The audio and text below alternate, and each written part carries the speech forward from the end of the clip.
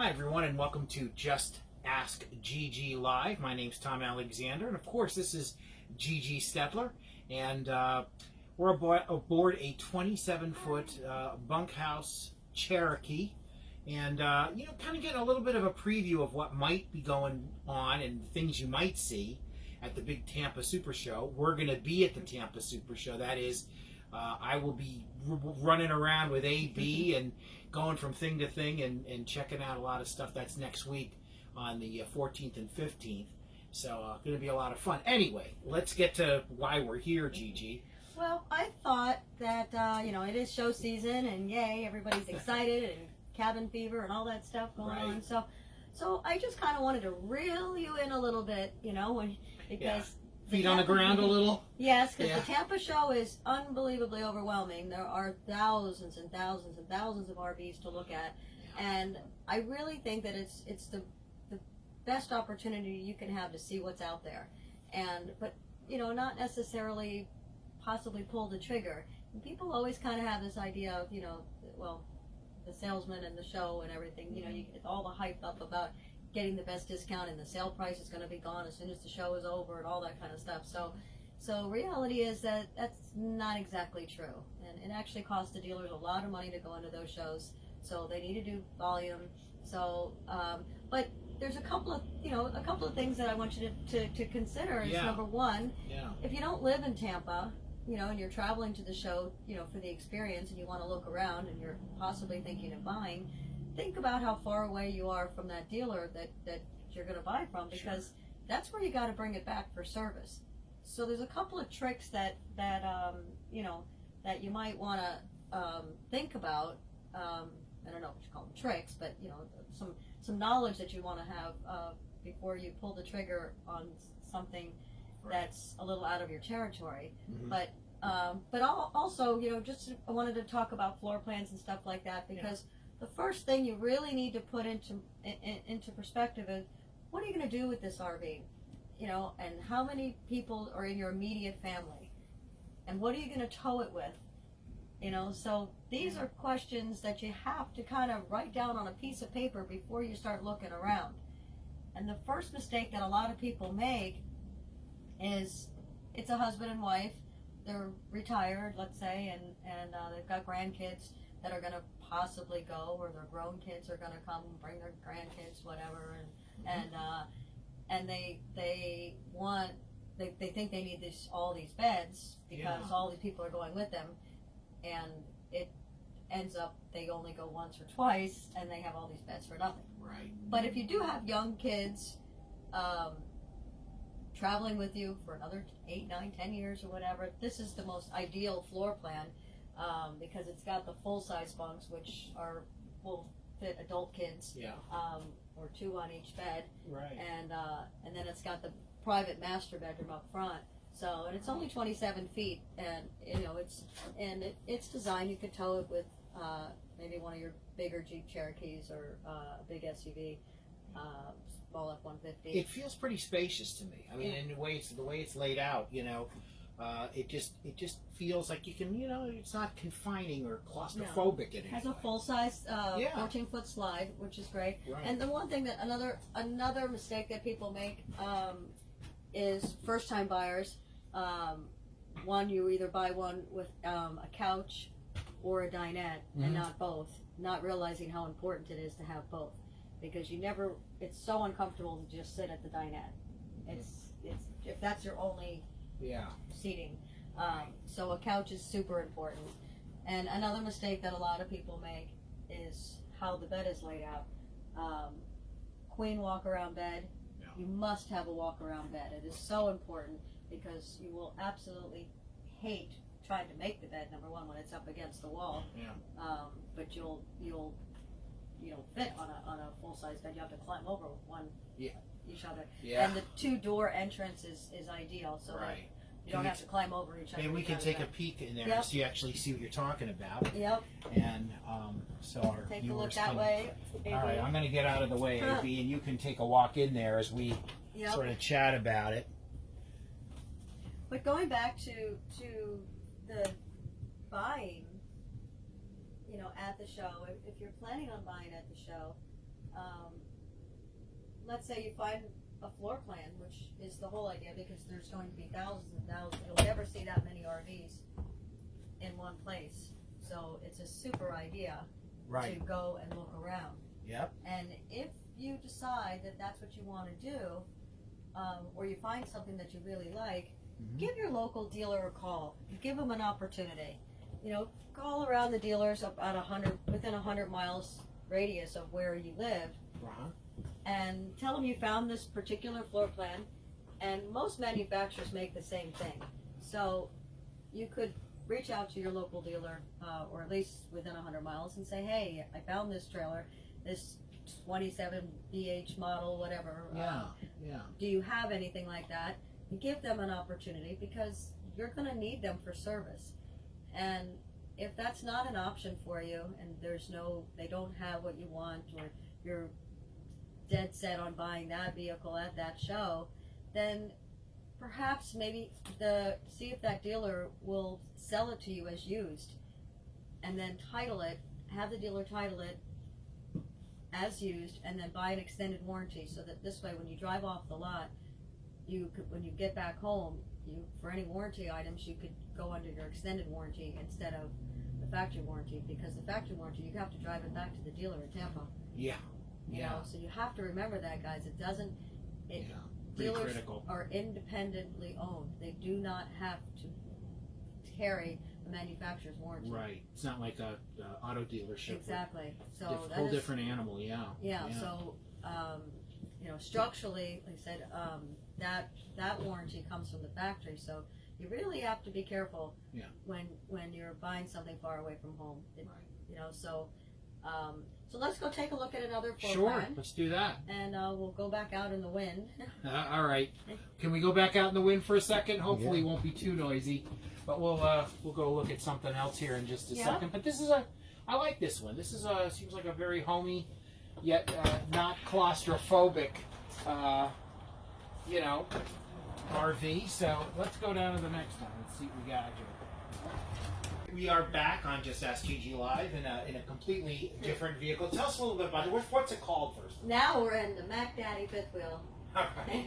Mac Daddy fifth wheel. I like that. This is really something. This is something. Yeah.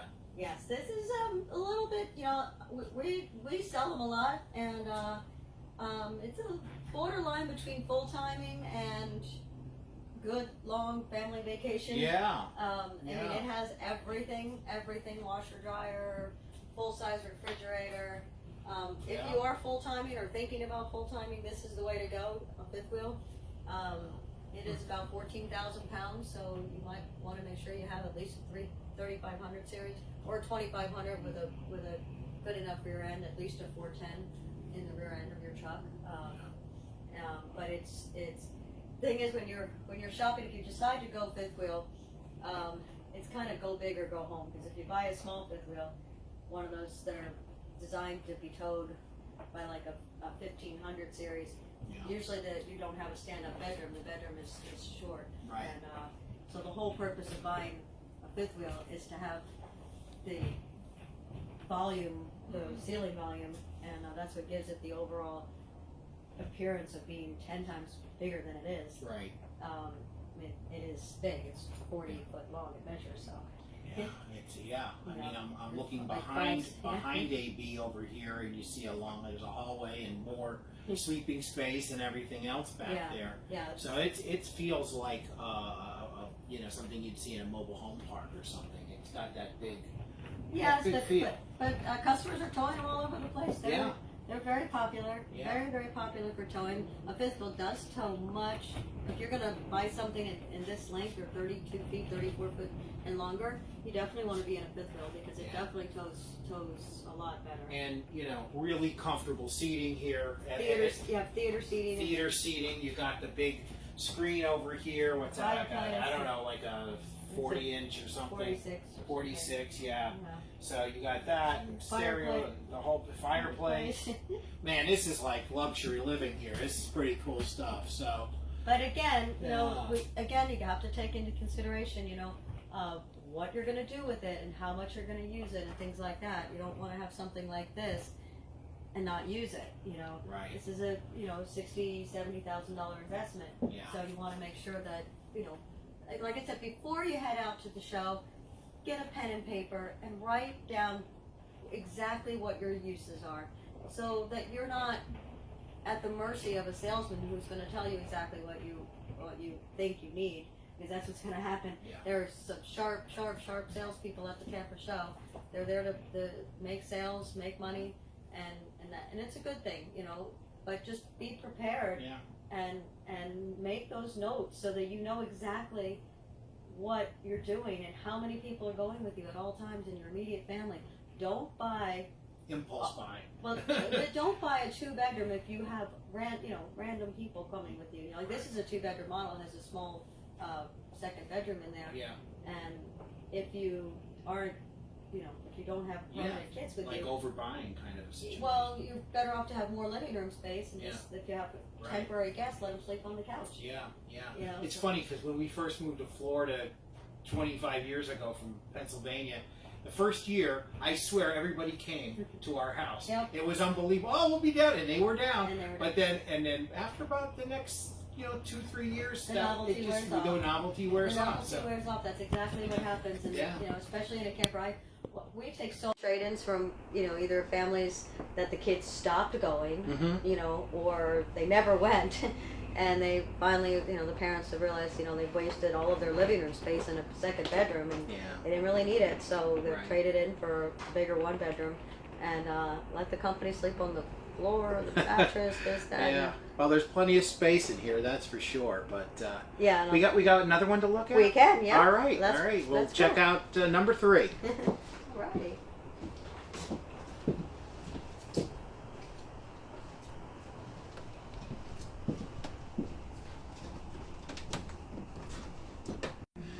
This is Just Ask Gigi Live, and we're back in our final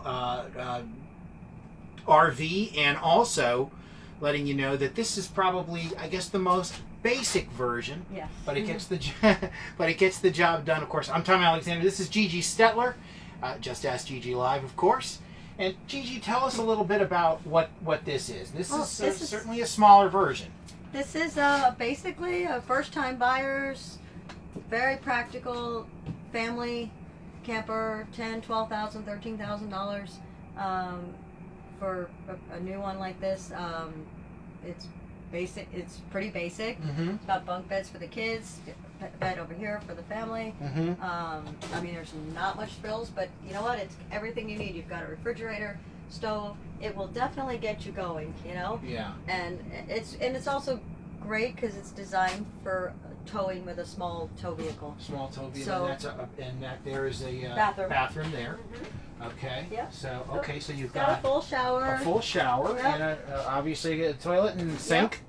And It's got everything you need. Everything you need. Yeah. If when you're first starting out and you don't have a big tow vehicle, I think it's like 3,400 pounds. So Yeah. just about every SUV on the market can tow it. Yeah. And instead of just if you want to get your feet wet, but also you look around and find these used, which is a great idea. And I still think no matter what you find, whatever you find, if you find that floor plan you love, try to find a used one. Try to find a used one that's 1 or 2 years old, Right.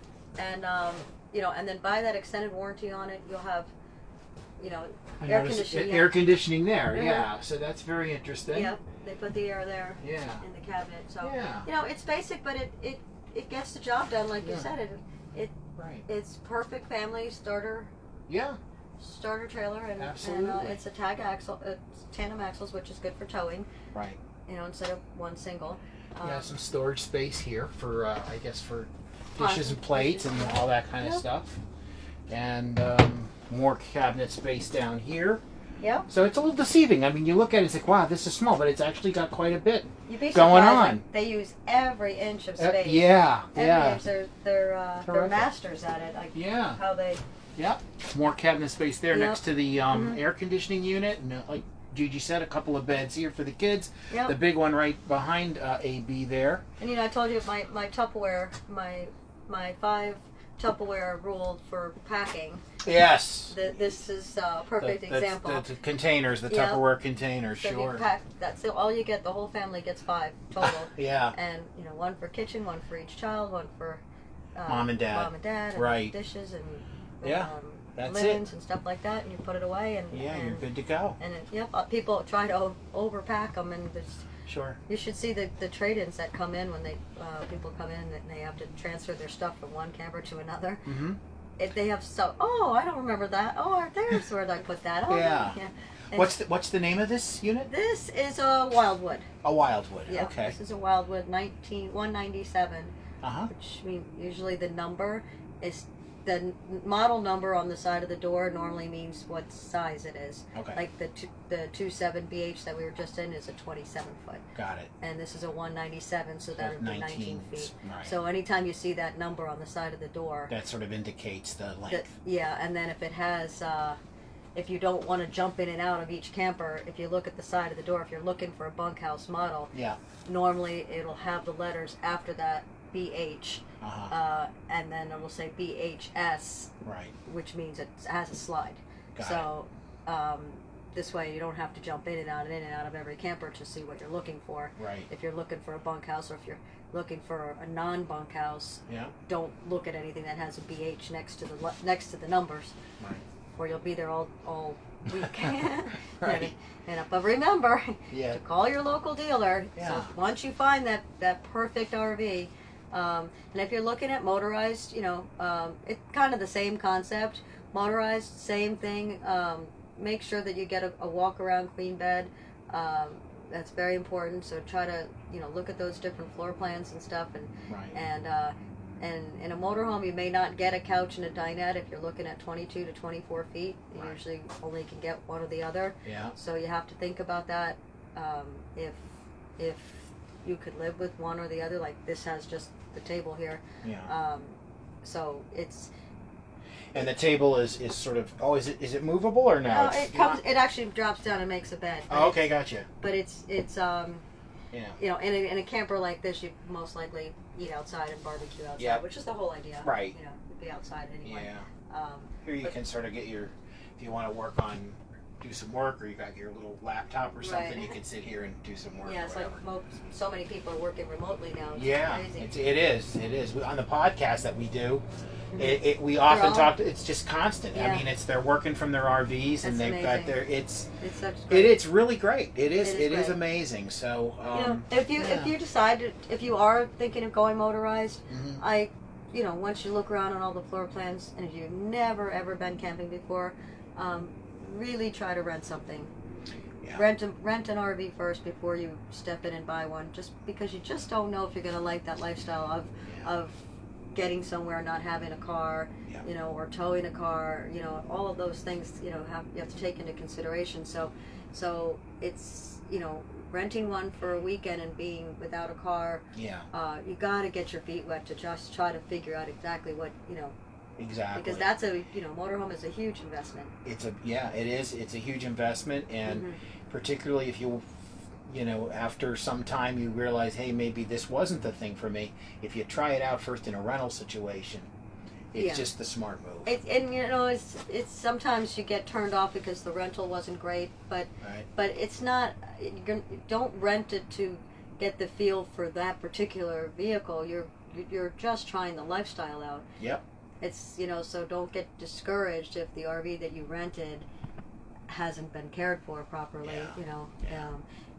I see it ruining people's adventure, but Yeah. you can't do that. You gotta just Right. kind of look past that and just try to get a feel for Yeah. the overall experience to make sure that that's Right. the type of lifestyle you want. Because towing, you could drop the camper off, disconnect the truck or Yeah. your vehicle, and off you go. Yeah.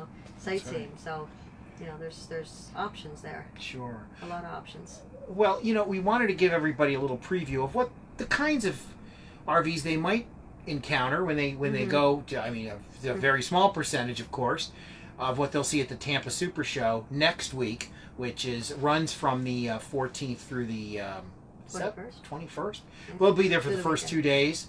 on the 14th and 15th, and we'll be, checking things out. So we're excited about that. Really, really looking forward to that trip.